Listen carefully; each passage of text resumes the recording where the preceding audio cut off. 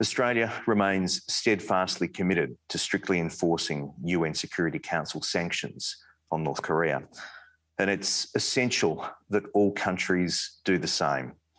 Effective sanctions enforcement requires a global effort. We call on North Korea to change its course, refrain from further provocations, and make a sustained commitment to meaningful talks with the United States and the Republic of Korea. Permanent peace and stability on the Korean Peninsula can only be achieved through dialogue. Thank you.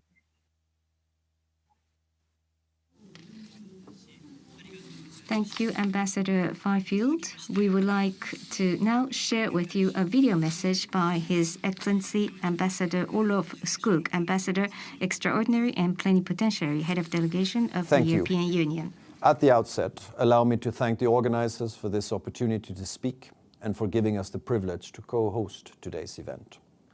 Allow me also to underline how deeply concerned the European Union remains with the human rights situation in the DPRK, with the ongoing, systematic, widespread and gross human rights violations, some of which may amount to crimes against humanity. For years, we have seen numerous reports of violations of human rights, the denial of fundamental freedoms, impunity, and the absence of due process and the rule of law. Moreover, the continued lack of cooperation between the DPRK and many of the relevant UN human rights mechanisms, especially the Special Rapporteur, remains of great concern to us. We're also gravely concerned by the exacerbation of the humanitarian situation, especially during the COVID-19 pandemic and now with the current outbreak of Omicron in the country. Moving to the topic of today's event, we regret that there has been no progress with regard to the international abductions cases or reunions of separated families. The title of today's events reminds us that the issue of the international abductions is a global issue, with victims in many corners of the world. Many innocent people continue to pay a high price, as many family members will give testimony in our meeting today. As you know, the EU presents resolutions every year in the General Assembly and the Human Rights Council on the situation of human rights in the DPRK. The resolutions agreed by the international community call on the DPRK to immediately return all abductees and provide accurate and detailed information to families on the fates and whereabouts of their relatives. The European Union works with Japan and other partners in ensuring that the urgency of resolving the abductee issue remains at the forefront of international attention. This issue was included prominently in the joint statement by EU leaders and Prime Minister Kishida at the EU-Japan summit on 12th of May, and in the communiqué of the G7 foreign ministers meeting also last month. In the framework of our policy of critical engagement of the DPRK, the European Union will continue to urge that they take constructive action to resolve the issue of the international abductions. We stand ready to support interactions between the DPRK and the UN human rights bodies and to support new diplomatic initiatives. Until there is progress in resolving the issue, we will continue to use the instruments available to us, notably UN resolutions, to stress the urgency of the matter. The passing of Mr. Shigeo Iizuka last year, without a true account of what happened to his sister, underlines the sadness this issue inflicts on individuals. The bravery of Ms. Sakie Yokota, as well as the families represented here today, continues to be inspiring. Respect for human rights is an essential element in building peace and security. Rest assured that this issue will remain a priority for us at the European Union. Thank you very much. That was a video message from Ambassador Skog. Next, on behalf of the Japanese Parliament, the Diet, we have with us Mr. Furuya Keiji, Chairman of the Committee of Congressional Members to Act for the Early Rescue of Japanese Victims Abducted by North Korea. Chairman Furuya has long been engaged in the issue of abduction by North Korea and served as the minister in charge between 2012 and 2014. Chairman Furuya, you have the floor. I am Furuya Keiji, member of the House of Representatives. I am the chairman of the Committee of Congressional Members to act for the early rescue of Japanese victims abducted by North Korea with more than 300 members. In Japan, Miss Yokota Megumi, who was abducted at the age of 13, has become the symbol of the victims, and by the brave and noble campaign of her parents traveling all over Japan to raise awareness, the abduction issue has been acknowledged by the Japanese people. However, if I may confess with mortification, despite the media reports, in the 1980s the government did not stand up for investigation.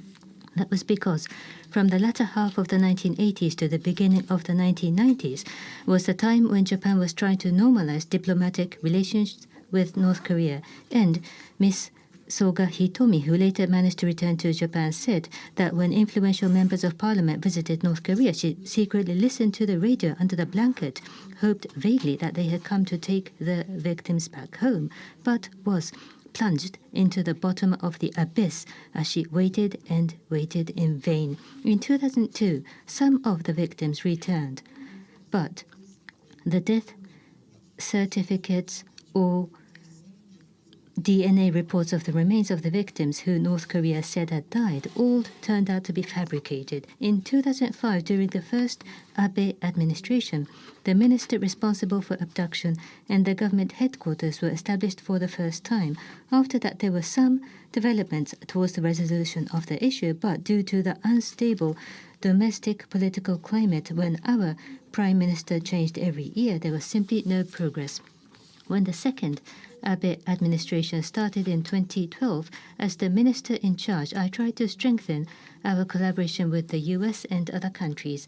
The then Prime Minister Abe himself was determined to resolve the abduction issue, and whenever there was a summit meeting with the leaders of the world, the abduction was mentioned and cooperation was sought. What I wish to say now is that it is not only Japanese that have been abducted, but there are 14 countries whose people have been abducted. As the chairman of the Congressional Committee from around 6 years ago, I have been visiting Washington, D.C. frequently and requested the members of Congress of both houses to adopt a resolution on Mr. David Snedden, who was abducted with a high possibility. Abduction is not a mere kidnapping. This is a state-sponsored terrorism and is the ultimate violation of human rights. This is the earnest appeal I made to more than 100 members of the U.S. Congress by visiting themselves myself. As a result, the resolution on Mr. Snedden was officially adopted. This was the first resolution on a specific subject that was passed as a result of a Japanese member of parliament directly urging the U.S. Congress. This resolution acknowledged that the abduction was not a matter of faraway Asian countries, but that it was highly likely that American nationals were also abducted, and justice according to the American people, I think, would be to bring them back even if the military needs to be deployed. At the same time, in Japan, the Liberal Democratic Party established headquarters for North Korea abduction, and in order to raise awareness of the Japanese people, under the chairperson, Mr. Yamatani Eriko, member of the House of Councillors, have held events on the street at more than 200 locations that show movies and animations. The schools have asked for cooperation to ambassadors whose countries have diplomatic missions in Pyongyang and are working hard in many ways. For North Korea, the U.S. is a menacing country. Despite the difficult circumstances in North Korea due to COVID-19 and other reasons, it continues provocations such as the series of ballistic missile launches.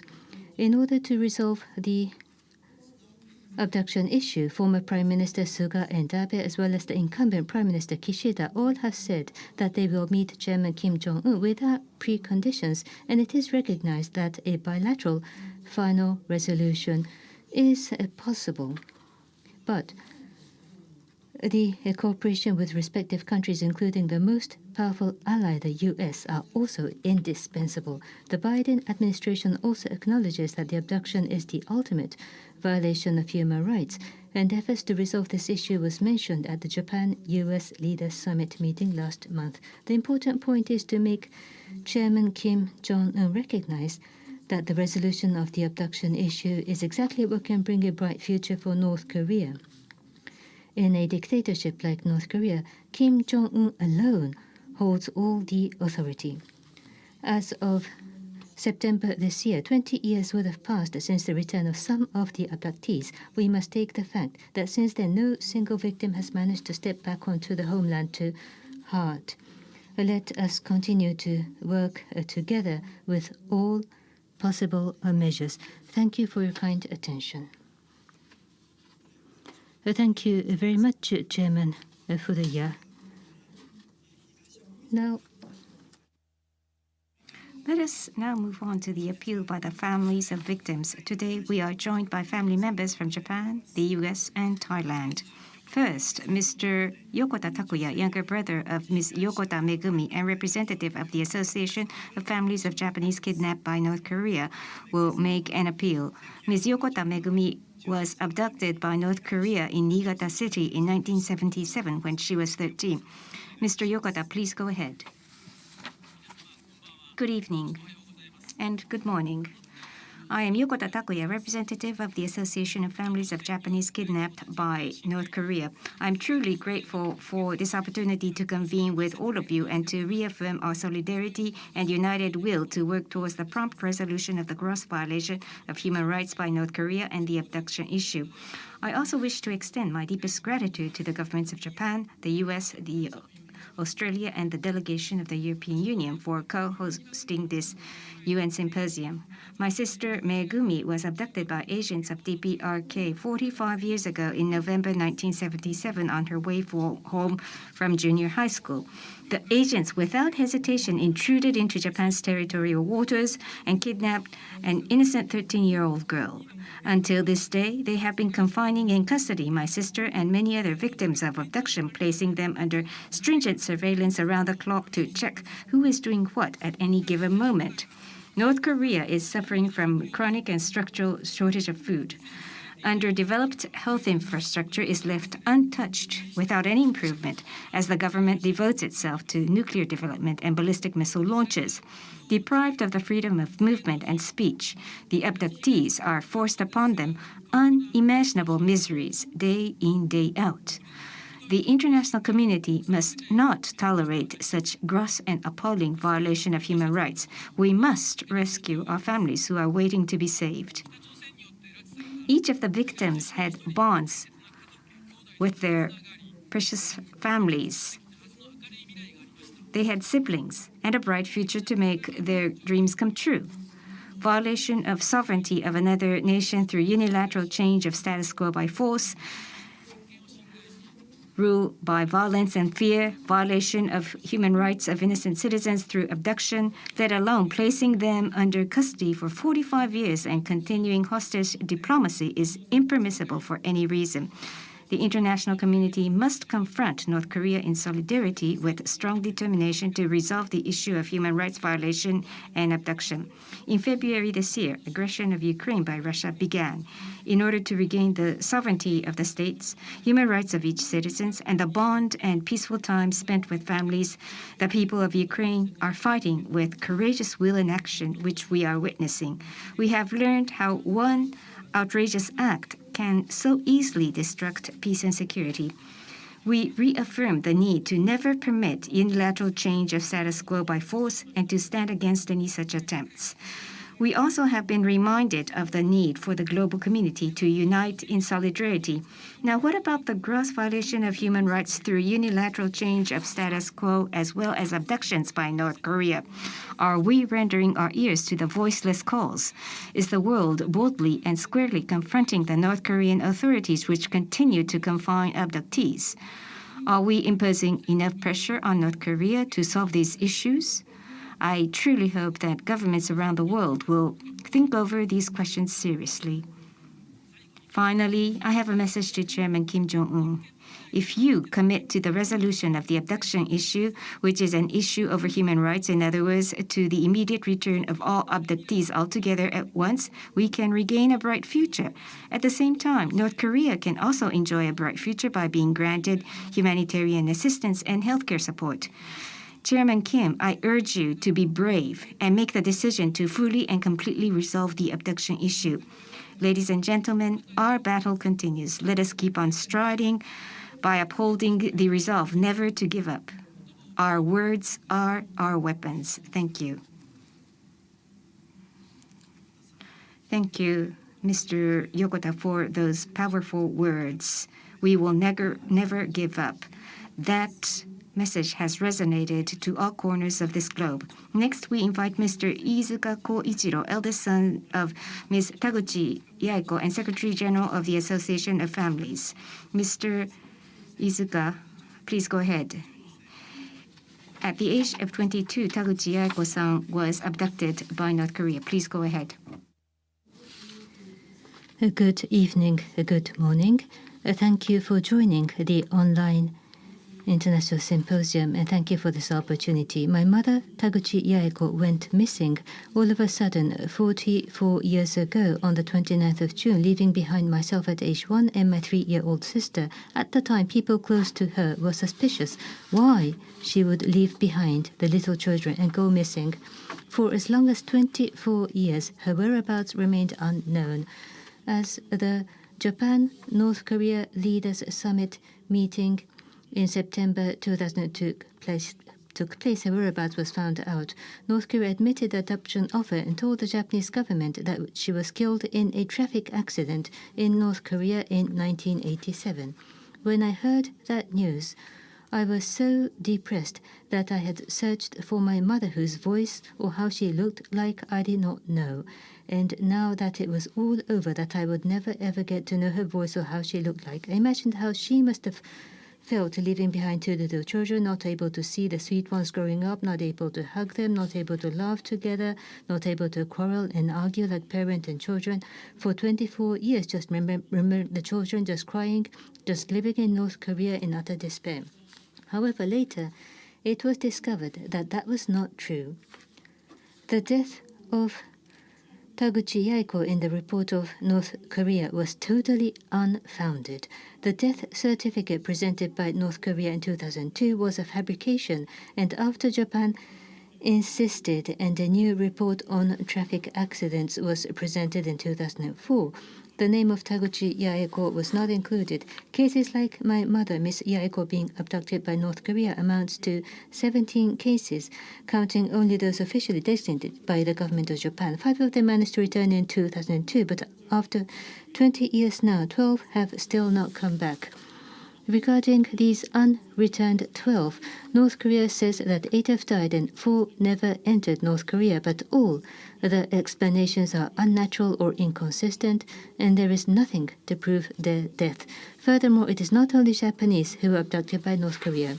According to testimony of returned Japanese victims and others, people from South Korea, Thailand, and Romania and others were also likely abducted. According to the COI report of February 2014, there are abductees from Malaysia, Singapore, France, Italy, the Netherlands, and China as well. Abduction by North Korea has occurred not only in Japan, but across the world, and must be recognized as an issue of the entire international community. So far, North Korea has not responded to negotiations or coordination with other countries on matters of security, including abduction. But this is the moment that Chairman Kim Jong-un and North Korea rid themselves of unnecessary past shackles and fetters, make the decision to return all the abductees immediately, all at once, try to have the economic sanctions lifted, seek collaboration with the international community and establish relationships, and move towards a new constructive future to make their country prosperous. If all the abductees are returned immediately all at once, then we, the family of the victims, do not intend to interrogate them to divulge secrets or to oppose the normalization of relationship between Japan and North Korea. Our only desperate desire is simply only to live a quiet life together with the abductees. Since the abduction of the Japanese, already close to 40 years have passed. There are parents and brothers who have passed away without seeing the victims again. Mr. Yokota Shigeru and Mrs. Adimoto Kayoko passed away 2 years ago without seeing their daughter. At the end of last year, my foster father, who had worked so hard for his younger sister Taguchi Yaeko, passed away without seeing his sister and her son holding each other. how mortified he must have been. The waiting families are aging, and there are limits to lives.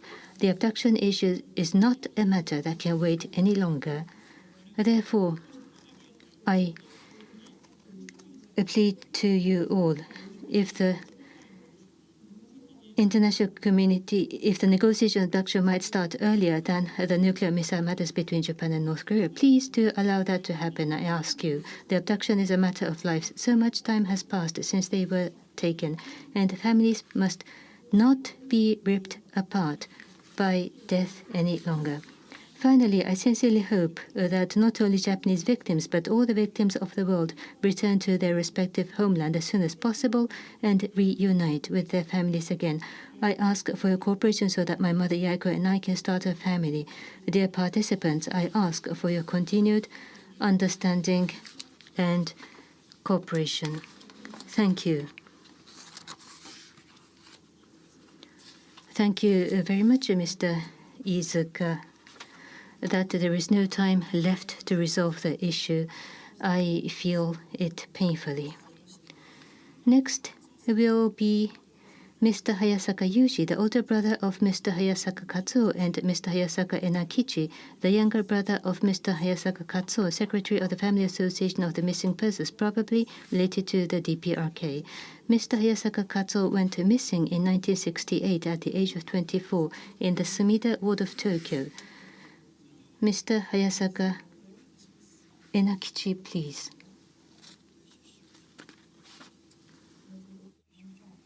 I am Hayasaka Enakichi, younger brother of Hayasaka Katsuo, who is 5 years older than me. At this symposium, thank you for giving me this opportunity with my eldest brother Yuji to deliver a remark. First, I give the floor to my brother Yuji. I thank you all for sparing your precious time when you are busy with your official duties for the families of missing persons, probably related to North Korea. I am the older brother of Hayasaka Katsuo, who is likely to have been abducted. Since Katsuo went missing around April 1968, already 54 years has passed. A whole half a century has passed. Katsuo was a pressman operating printing machines. Around the time when he went missing, it was alleged that 7 or 8 pressmen were abducted and were made to produce counterfeit money. The brothers and sisters, we got together, discussed, and concluded that Katsuo could be one of them, and asked the Family Association of Missing Persons, probably related to North Korea, and he was listed as of February 2003. Katsuo is 78 years old this year. We are 7 brothers and sisters.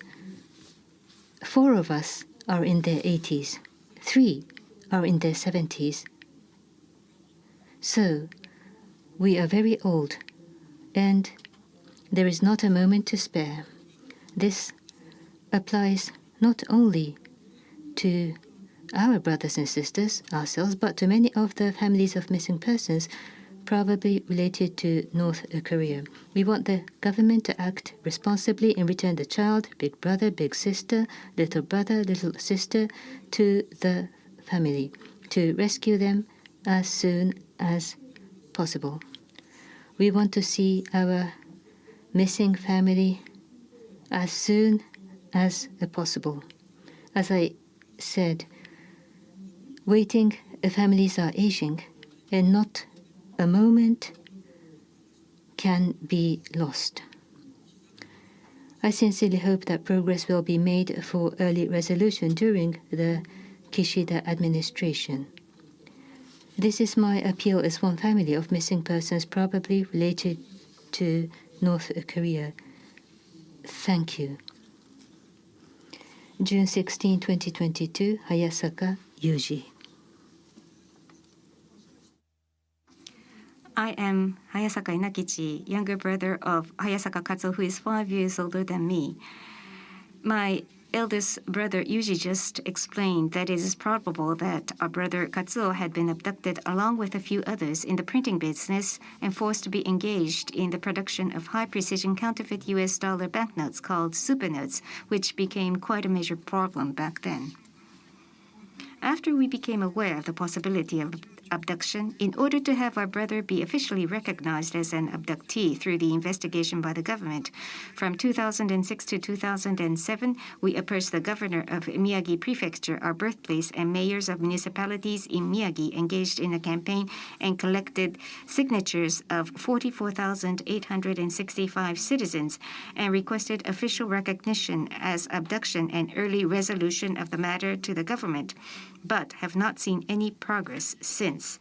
Recently, President Biden of the United States, during his visit to Japan, met with the families of the victims who requested cooperation towards the prompt resolution of the issue. With the aging of the victims, as well as of the families, there is no time to lose. I hope that we can gather all available ideas to deal with this issue as one of the highest priority challenges for this country. Although measures have been taken to solve the nuclear, missile, and abduction issues through international unity and sanctions, there has not been any progress. Just stringent actions do not lead to resolution. Under the COVID-19 pandemic, it is said that North Korea faces treble or quadruple challenges, including the disappearance of trade due to lockdowns in China, food shortage caused by water disasters, and spread of the virus. Prime Minister Kishida has mentioned that he is ready to talk with the leader without any conditions attached. From the perspective of humanitarian support, such as food support and vaccine supply, I hope that such a meeting will be held as soon as possible and give us some bright prospects towards the resolution of the matter. We are running out of time. Please do your best. Thank you for your kind attention. Mr. Hayasaka Yuji and Mr. Hayasaka Enakichi, thank you very much for those words. 1968 is more than 50 years ago, and I felt the pain. Let me now introduce Mr. James Snedden, elder brother of Mr. David Snedden, who went missing in August 2004 when he was studying as a state student in Beijing during his trip in Yunnan province. It is likely that David was abducted by North Korea. Mr. James Snedden is joining us from Idaho in the United States. Despite the hours being very early in the morning, your time, thank you for joining us, James. Please go ahead. Thank you for having me. Dear fellow abductee family members, concerned citizens, human rights advocates, UN dignitaries, and governmental representatives, we all thank you for joining this cause and standing with us today. If you are not with us with this speech, really with each abductee family member's appeal, with each horrific story you hear regarding the reckless abandon, utterly callous, simply remorseless treatment and inhumane conditions under which both our missing family members as well as citizens of the DPRK are encircled, I implore you to reconsider. When I say with me, I'm not requesting sympathy or charity or empathy, though as embodiments of the living God, I'm eternally grateful for that. I'm demanding, as best I can from behind this mic and camera, a new sense of duty and deep-seated emotion, compelling one to act with whatever position of influence you have or governmental power you possess. Indeed, act as if you are unequivocally with me and us. Ponder your likely comfort, serene, cozy lifestyles, especially as contrasted to North Koreans and others held in North Korea. I believe with certainty, comparatively, you are very cozy, comfortable, and serene indeed. That alone should compel you to prop up those downtrodden and forgotten. Allow me to revisit the grand story of David Snedden and other abduction victims. This August will mark the 18 years since David's disappearance. Candidly, it's surreal for me to even say that. I recall, as of yesterday, the phone call from my mother, Kathleen Snedden, now 86 years old, that David was missing in China. I will remember the journey Roy Snedden, my 86-year-old father, my older brother Michael Snedden, and I took deep into Yunnan, China, looking for David, not for evidence of his disappearance, but to bring him home. Indeed, we found many witnesses who interacted with and described David in detail. There were no thoughts of North Korea at the time, nor personal knowledge of North Korea's abductions of former nationals to advance their sinister agendas. We believed we'd find him in a hospital, in a PSP jail for some misunderstanding, but not missing. I recall vividly the conversation with my mother, her voice crying, asking me, "Are you sure you're coming home and haven't found him? Are you sure it's the right thing to do?" David was abducted 18 years ago. I'll repeat, 18 years ago. Are you starting to be with me? David was snatched in the prime of his life, under force, and in time made a tool, a puppet, a utilitarian cog, really, of Kim Jong-un's regime. Our most recent intelligence stated he's married, likely forced, has 2 children, and is alive. Yet what is his life now? Imprisonment, essentially. Is he free to go on an afternoon walk, maybe holding hands with children? Likely not, or certainly not without handlers or nearby security figures watching his every move and word, ensuring nothing out of line takes place. This is something like none of us can imagine, let alone endure for 18 years. Are you with me? Can he play his favorite sport, hockey, again? Doubtful. Can he visit a nearby grocery store to grab some favorite fruit for a snack or especially meat for a meal? Doubtful. These are simple things we each do regularly and probably take for granted. But David and other abductees can't do such things. They had similar simple freedoms and pleasures, but those activities were robbed of each in the youth or prime of life, stolen, snatched, stripped before life really began. Youthful lives muted, or rather muzzled, forcefully, painfully, ruthlessly, and to this day, silently, unless we act. Are you with me? When approached to share the family statement a few months back, I contacted my parents naturally. What did they want to say? For the first time in 18 years, they declined to join or draft a statement. I was quietly saddened, yet made acutely and painfully aware they are growing very old and very tired of these events, not because they don't love and miss David, and not because they aren't grateful for the various NGOs and governmental agencies continuing to advocate for the release of abductees, but because it's painful and hard to continue carrying on. How much longer will they be expected to continue? Will they ever see their son again? Will Megami Yokota's lovely mother, Sakie, whom we know well and have met and spent time with, carry on? Or rather, gaman? Gaman is a Japanese word meaning to endure the unbearable, but not just enduring, but enduring it with grace and dignity. Her husband passed away in June of 2020, never reunited in this life with his daughter. Last time we met, she remained graceful indeed and continues to raise the abductee banner along with her twin sons, Takuya and Tetsuya Yokota. Indeed, she's a sterling example of gaman. But how long must our families endure or gaman? David, 18 years. Megami, 45 years. I'll repeat, 45 years. Will the parents of all abductees die without reunification? Sometimes it seems likely, and that's wickedly painful to state, but that outcome could be changed. Are you with me? As the painful dynamics of abductees and separated family members stew in your mind, allow me to consider the citizens of North Korea, for they suffer along with our missing loved ones at the hands of their own government and countrymen. For many of them are also missing loved ones, and I've seen the brutal, cruel government hands strike with impunity their own. Most of us can't imagine such treatment. There are thousands of North Koreans in various kinds of gulags or political prisons and re-education camps. Reports by those released speak of horrific atrocities, including regular torture, exhausting work regimes, illness, starvation, and executions, even of children. Mr. Kang Myung-do, a defector of North Korea, spoke in my cities a few years back. He recounted a recent incident where a mother and daughter attempted to cross the China-North Korean border were shot by machine gun and shared video of the same. I quote, "The mother got hit, so the daughter tried to rescue the mom and they shot the daughter and the mother together." According to a former camp guard, Ang Myung-chol of Camp 22, the guards are trained to treat the detainees as subhuman. He also gave an account of children in one camp so starved they were fighting over corn retrieved from cow dung. Are you with me now? It's not just about our beloved missing family members. It's also about all humans tortured, unlawfully imprisoned, starved literally, and in terms of information, education, freedom of choice or worship, both God-given rights, starved figuratively within the North Korean borders. How much longer must they gaman? Are you with me? Consider all these statements and speeches today.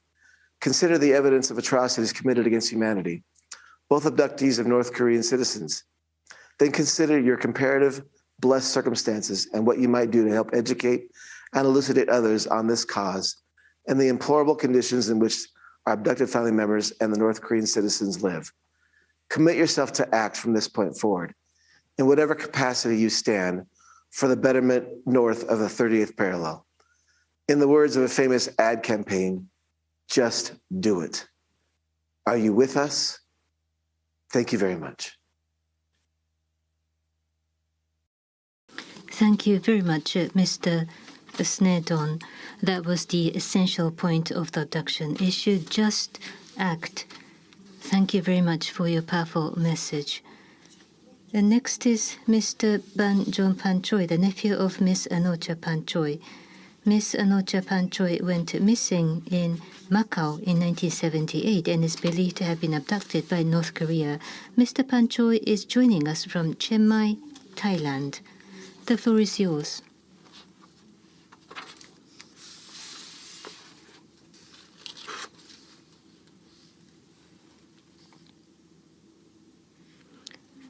Good day. I am Banjong Panjoy of Thailand. I am the nephew of a Thai woman who was abducted by the North Korean authority about 45 years ago, who is Anocha Panjoy from Sangampen, Chiang Mai.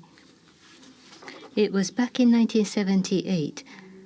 Anocha went missing in Macau, where she was working.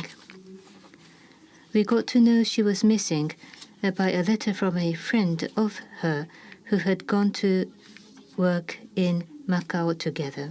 However, all our family could do was wait. We had no idea where to seek help.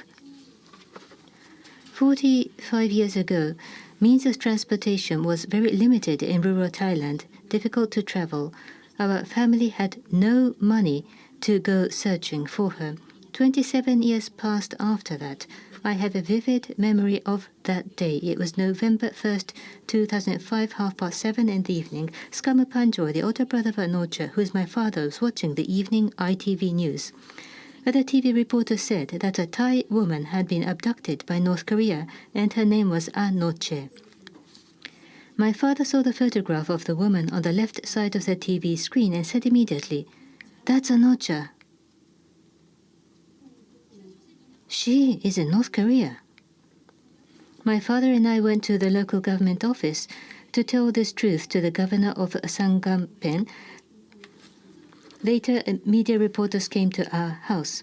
The Thai Foreign Ministry sent staffs to our home for investigation and took us to the Foreign Ministry to meet the Foreign Minister. Soon after that, members of the government of Japan and the National Association for the Rescue of Japanese Kidnapped by North Korea came all the way to our home in Sangampen, Chiang Mai to see my father and myself. My father and I were invited to the International Symposium held in Japan in December 2005. Since then, my father and I have sent many letters and documents asking for support to many prime ministers and have met officials of many relevant government agencies. But everybody said the same thing. We will support you as much as possible. We will help you. We are going to support you. They all say so. During the 10 years until 2015, my father did all he could as a brother for the return of his precious little sister.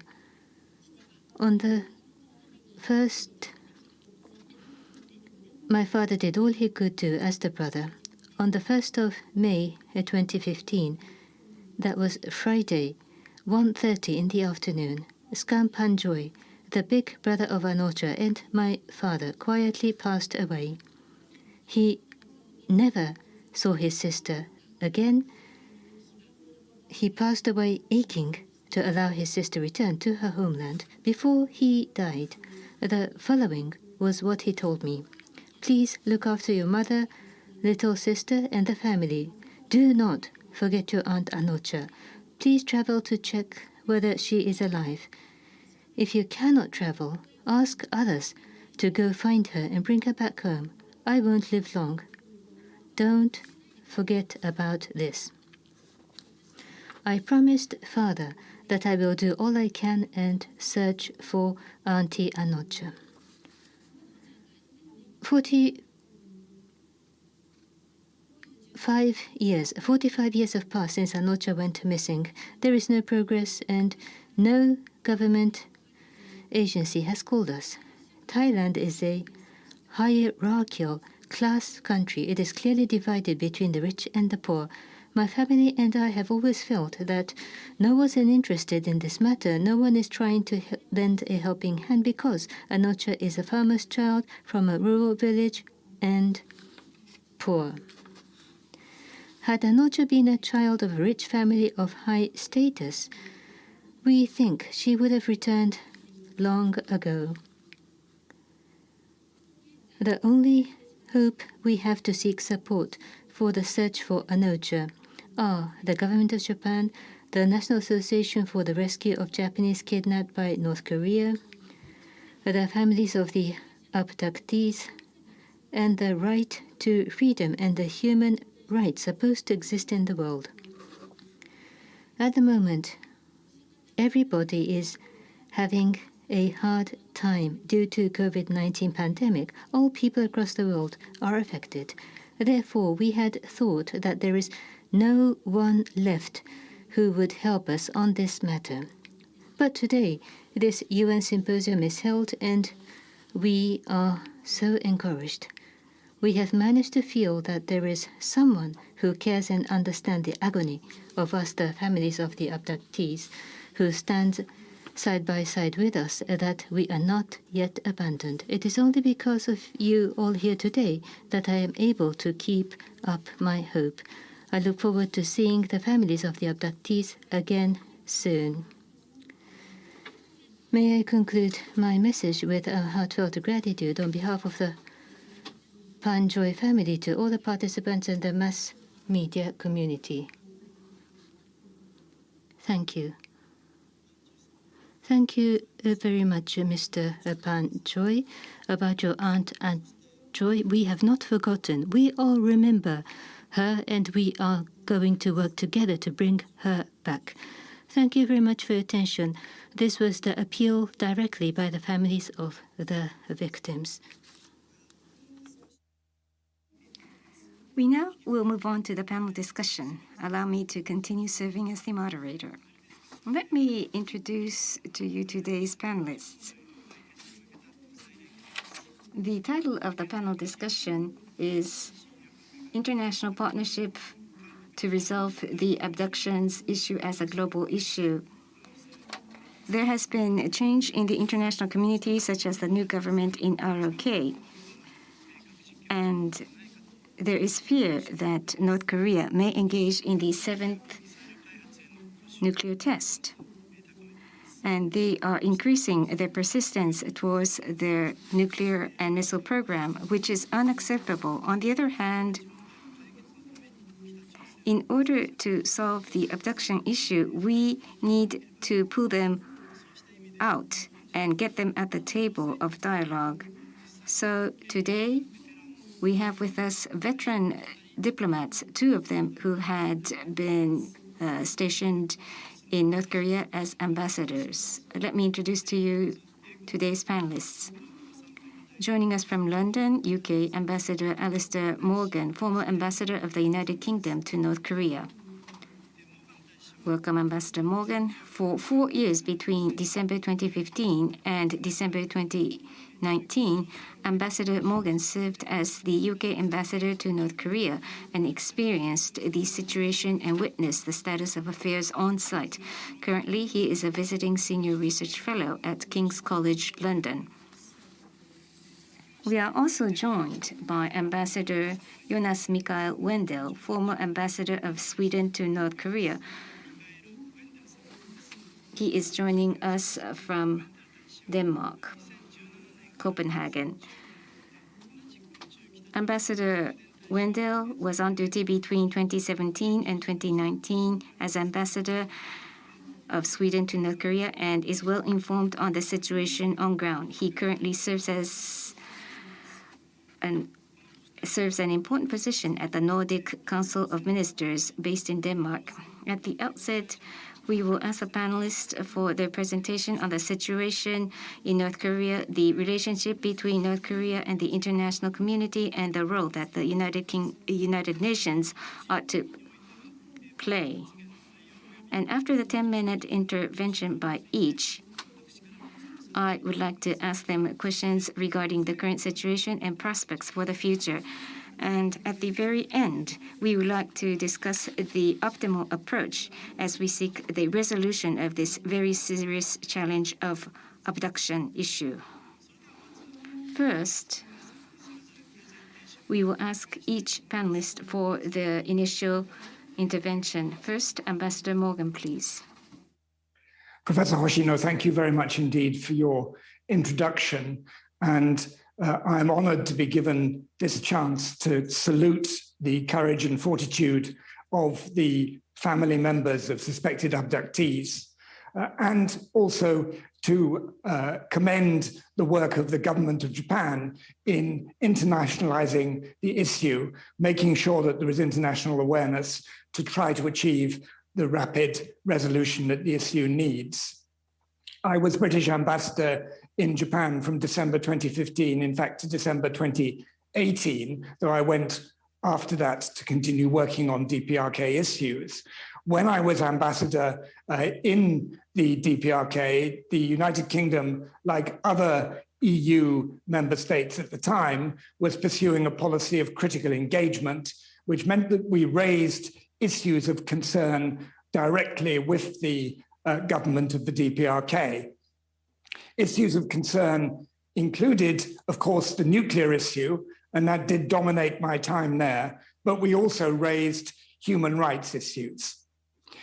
As ambassador, I traveled also to like-minded countries, particularly countries that did not have representation in the DPRK, including Japan. And in Japan, I had meetings with the government headquarters for the abductions issue. I met family members of abductees and Diet members. And I, on my return to Pyongyang, raised the issue of the abductees and the need for resolution with the DPRK authorities. I cannot claim that my doing so, unfortunately, had any impact. I very much regret that. I would like to just make a few brief points from my time in Pyongyang, which I think give context to the discussion we're going to have. The first is that serving as ambassador, you're aware all the time of the all-pervasive nature of the regime in the country and the monolithic leadership system, as the DPRK refer to it. There is no civil society, certainly no organized civil society of the kind that one is familiar with elsewhere. This means that while there are organizations that if one can, one should engage with and talk to, like the Red Cross, any resolution is going to come from government. Second point is that officials, when you meet them, are often capable, but lacking in discretion, the discretion to take decisions themselves, and lacking in information. And it is very clear, as has been said already, that if issues are to be resolved, they can only be resolved ultimately from the top.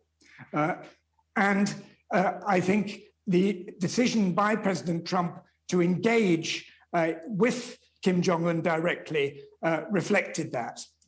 What the Singapore summits and unfortunately the Hanoi summit also showed, however, was that it needs to be a process of engagement that also involves working level commitment from the DPRK. Unfortunately, that was not forthcoming. And so in a sense, we see something that Japan already saw with the breakthrough on the abductions issue that was achieved by Prime Minister Koizumi at the highest level in 2002, but then the inability to make more progress since then because of the challenge of engaging with the DPRK at all levels. I'll make one final point from my time in the DPRK, which concerns human rights. I was there for the arrest, the charging, and the sentencing of Otto Warmbier, and the return of Otto Warmbier to the United States and in a coma from which he never recovered. And while this is not an abduction issue, I think it underlines the effect that human rights issues in the DPRK can have on other nationalities and the urgency of dealing with them. I've been asked to speak a little about the domestic situation in the DPRK, and I shall do so very briefly. I think the fundamental point I would make concerns first leadership, that while there were issues raised last year about the health of Kim Jong-un, there is nothing to suggest that Kim Jong-un isn't in charge at the apex of the leadership system, and that the institutions and instruments of control over the population don't continue. I think they do continue. Of course, as we are starved of information from the DPRK, we may be surprised, but it looks as if that control continues. Secondly, it has already been said, the leadership of the DPRK remains committed to the development of ballistic missiles and its nuclear program in contravention of UN Security Council resolutions and sanctions. And we have seen more ballistic missile launches this year than in previous years. And as has already been said, there is the threat of a further nuclear test. At the same time, the DPRK has closed its borders because of COVID. And this, on top of the impact of sanctions, climatic issues, has undoubtedly had a severe impact on the people of the DPRK. And while I cannot tell you how grim the situation is in the DPRK, how short the supply of food is, it is likely to be very grim. Even at the best of times, the DPRK struggles to be self-sufficient in producing enough food to adequately feed its people. And of course, since then, we have had the announcement of the outbreak of COVID in the DPRK, which the DPRK has sought to prevent.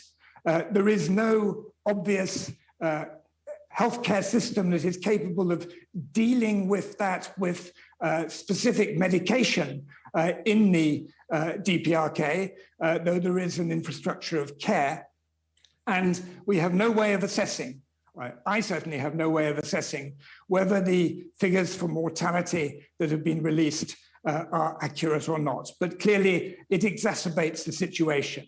And I think one can only urge, as others have done, for the DPRK to change its priorities, to accept offers of aid, and to reallocate resources away from its nuclear and ballistic missile program to the well-being of the people. Sadly, relations with the international community have been cut down to a minimum as a result, really, of the closure of the borders. My own former mission, the British Embassy, has had to suspend its operations and close its operations for the time being, as have many other embassies in the DPRK. the international staff of the UN have all withdrawn. And this means that the humanitarian programs that were operated within the DPRK, for the most part or entirely, cannot proceed. DPRK relations are, of course, colored by the continuing ballistic and nuclear programs. And we saw at the General Assembly how most countries remain critical of those programs and urge change by the DPRK. And countries remain concerned as well about the human rights issues within the DPRK. The future of the US-North Korea dialogue is uncertain, but this is not for want of persistent trying by the United States. We have seen repeated commitments by the United States of its readiness to hold talks without preconditions, to discuss issues in parallel, and to follow an action-for-action approach. The US have said they will not cease this overture in the light of continued provocation by the DPRK, but so far the DPRK have simply declined to respond.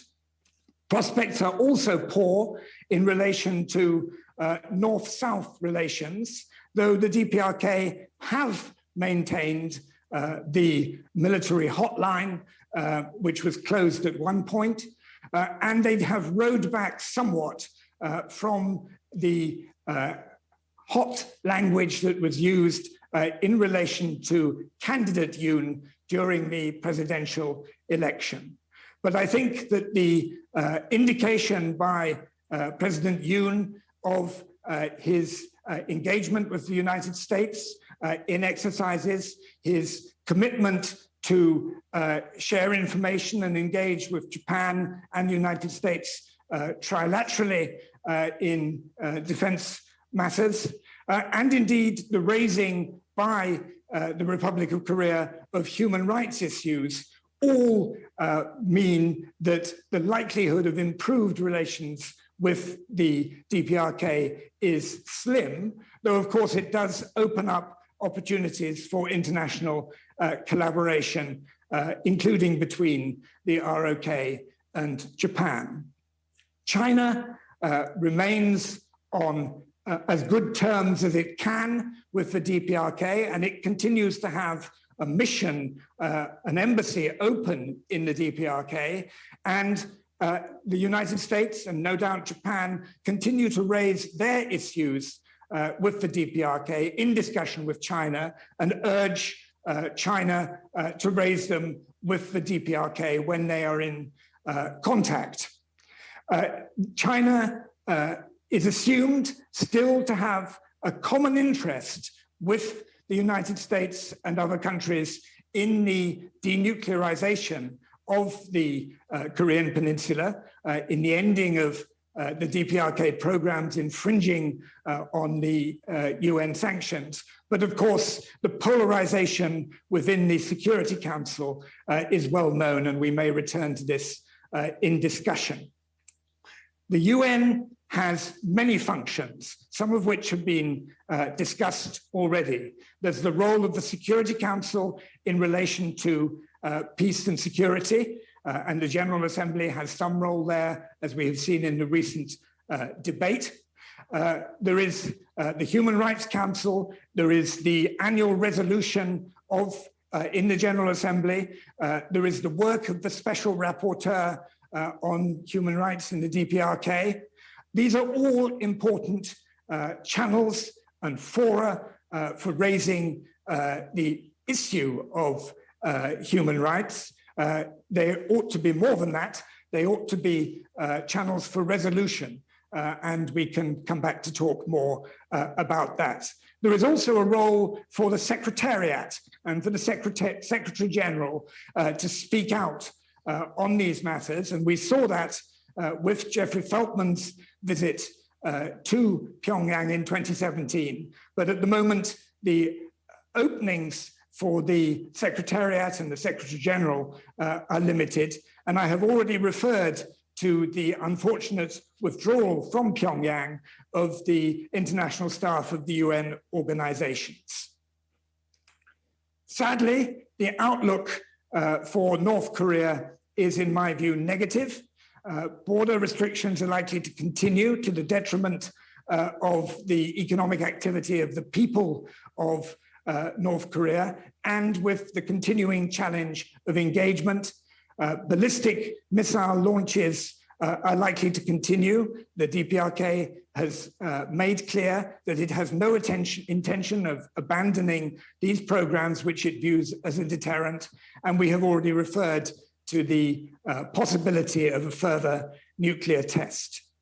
I think that means, sadly, that there is no immediate foreseeable way of achieving the ideal resolution of the abductions issue.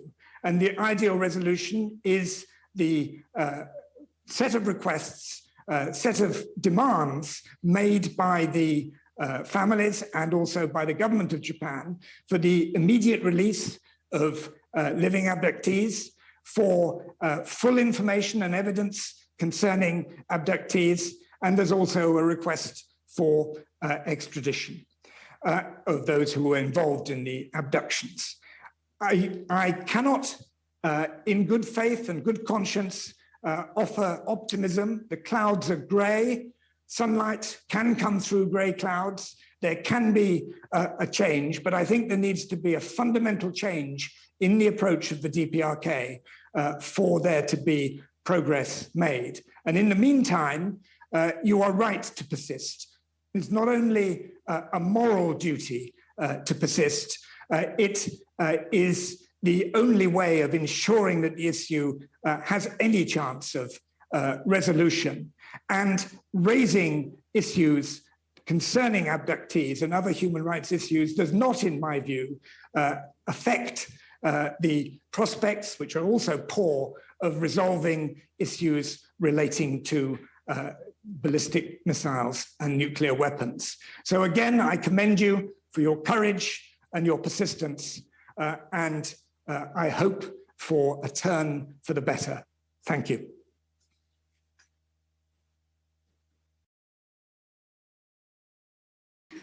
Ambassador Morgan, thank you very much. We understand the challenging situation, but please continue to speak out with us. We hope that a comprehensive resolution of the situation in North Korea will be brought about. You also touched upon the situation in the peripheral area. Thank you for the insightful presentation. Now, Ambassador Wendell, in 10 minutes, could you do your intervention, please? Thank you, Excellencies, ladies and gentlemen. Let me first of all convey my deepest sympathies to the families affected by this tragedy. Let me also, for the sake of good order, say that the views expressed here are my own, and they do not reflect any official position of the Swedish government. Like Alistair, I served in Pyongyang between 2017 and 2019. I did, on certain occasions, raise the issue of abductions, but it was done in a bigger framework concerning human rights. And I must admit that this was not something that I specifically worked upon.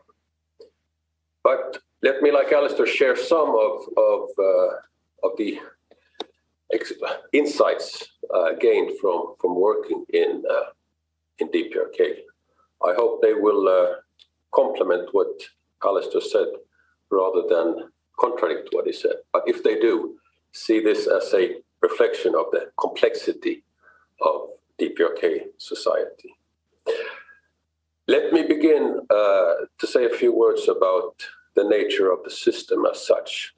I think we can all agree that DPRK is a totalitarian state with Kim Jong-un as supreme leader.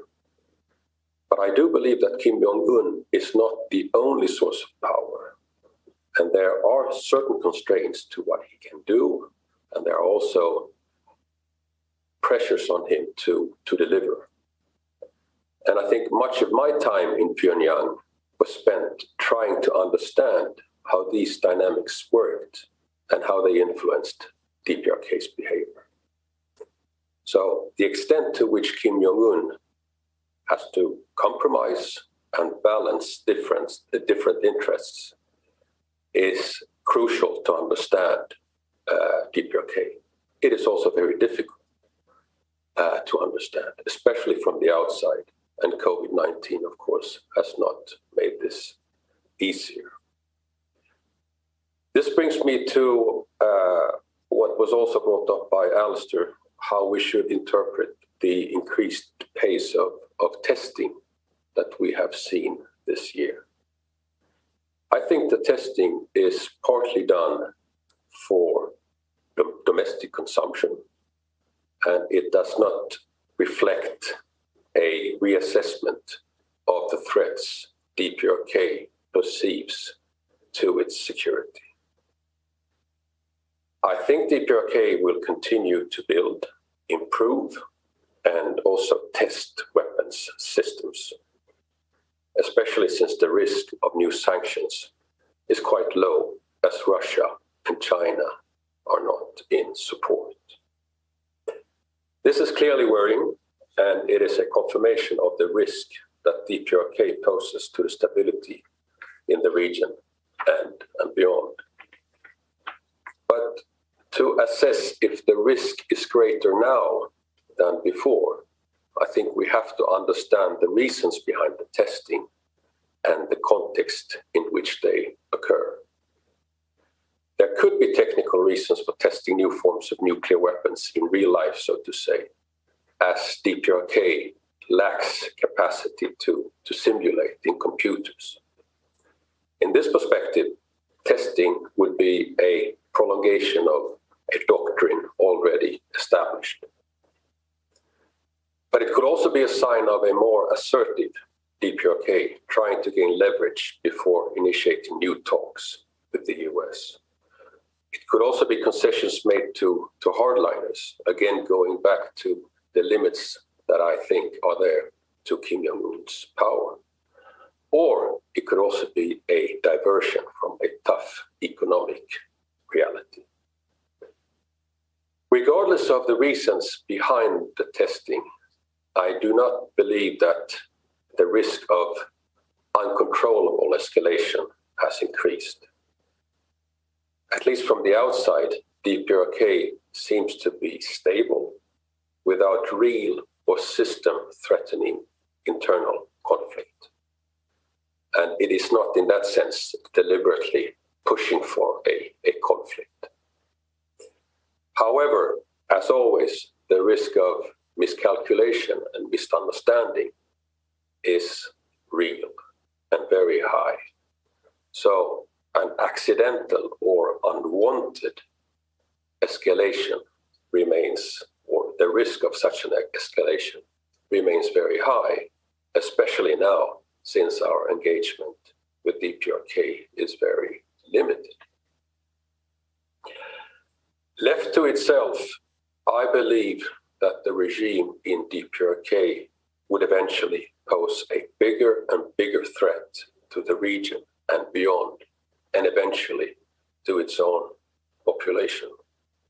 Engagement, especially sustained engagement, is therefore crucial, and that has also been brought up by previous speakers. Ambassador Morgan mentioned the summits that were held between Kim Jong-un and President Trump. I do not believe that they were wrong. Summits are there, and it gives you, as Alistair said, a possibility to deal with the apex, the top of the system. But I also believe that too much emphasis on the leader level or the senior level is not the right way to go. I think the working level has to be strengthened between DPRK and the outside world. So in a sense, it's not the meetings themselves, it is what happens between the meetings that are important. And in this regard, I am a proponent of, for example, an American liaison office in Pyongyang. A few words on DPRK diplomacy and how I perceived it while I was in Pyongyang. First of all, we have to remember that on an individual level, mistakes are severely punished in DPRK, whereas successes are only moderately rewarded. So the incentives for anyone to take an initiative is rather limited, and that in itself promotes a power structure dominated by inertia. So in many ways, during my time in DPRK, I came to believe that the country, perhaps given historical experience, was more adept in handling crisis than stability.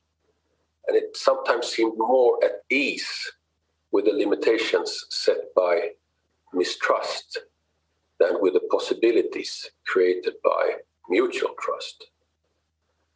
So, in my view, the default position of DPRK is always reactive and inward-looking. And I believe this came to surface between the summits in Singapore and Hanoi. DPRK struggled to take a proactive attitude and lacked a roadmap for how they wanted the conversation and process to be carried forward. Much of DPRK diplomacy seems to be done ad hoc. It is person-based, and it does not seem to be part of a larger strategic concept. And this is why I believe that the support for capacity building is so important. Let me elaborate a bit on this.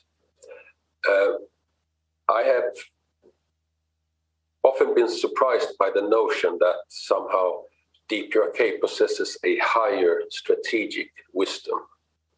The silence that we're often met by when we deal with DPRK, in my view at least, is not a sign of skillful tactics. Most often it is about DPRK being very slow in its policy process, about DPRK not having prepared for different scenarios, or DPRK simply not knowing what to do.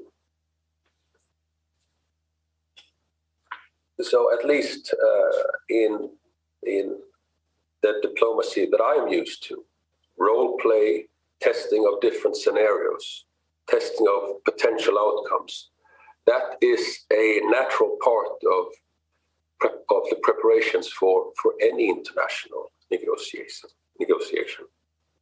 But in the conversations I had with North Korean diplomats, I often asked how they would have viewed DPRK's actions if they had been in my position.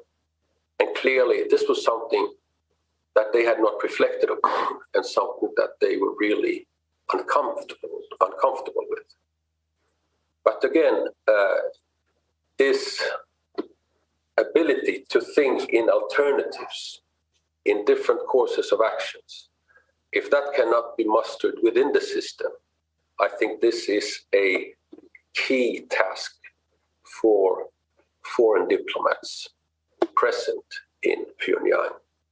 Not that I believe that we can directly influence the regime, but I'm pretty sure that our conversations, the conversations that we have with DPRK officials, will be reported upwards in the hierarchy and thus become part of a discussion that otherwise would risk being very inward-looking and quite shallow.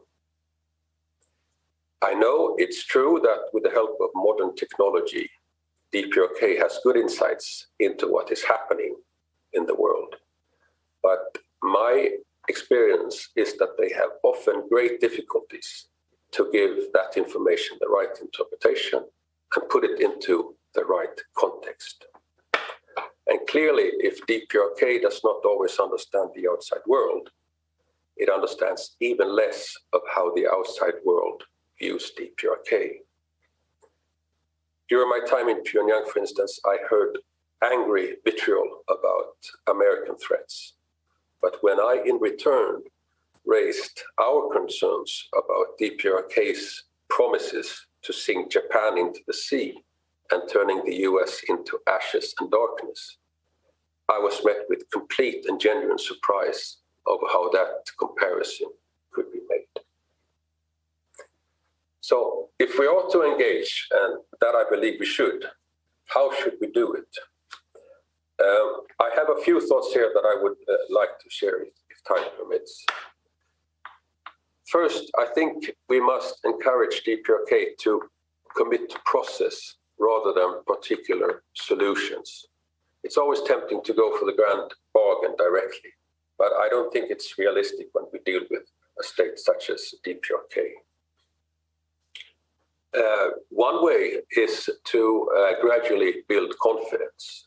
And I personally participated in what we call 1.5 or informal dialogues with DPRK officials that were organized in Stockholm with the help of Stockholm International Peace Research Institute. I always found those discussions very helpful. They were held in a secure academic environment. And my feeling was that it made DPRK officials relaxed and more at ease when discussing even sensitive issues. The problem is that we have very few areas of engagement with DPRK, and everything seems to be politicized rather quickly.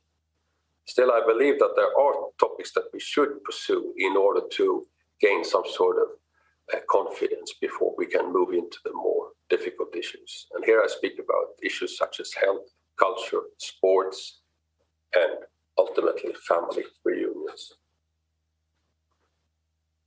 Secondly, I think we must encourage DPRK to be more concrete in its demands, to go from reactive to proactive. Instead of saying no all the time, DPRK must be persuaded to give counteroffers to actually get a dialogue going. This would require DPRK to a greater extent internally debates and consolidates its thinking. And here I believe that DPRK could need some help with tools, methods on how to structure this policy discussion. And here again, capacity building would be needed. Thirdly, I think DPRK must realize that negotiations cannot always be something that you win. It's also a tool to minimize loss. I think, though, that DPRK is almost stuck in a thinking where negotiation always must end with one side yielding to the demands of the other side. The fact that any negotiation means giving and taking, to find a middle ground that perhaps is not optimal for anyone, but still better than the worst outcome for both. That is something that must be stressed and explained to DPRK. And lastly, I think we must ultimately reach a level where DPRK understands that it is within their own interest to respond constructively to offers for dialogue. Unfortunately, I think there is a belief in DPRK that often the offer made for a dialogue will be improved by saying no to the first offers. But saying no all the time reduces the credibility of DPRK's stated will to be seen as a responsible and constructive international actor. And it reduces the possibility for diplomacy, and again, would strengthen the arguments for those who would like to see a conflict through a military lens. I think that I'll stop there before my voice cracks, but I'm willing to participate in the following discussion. Thank you so much.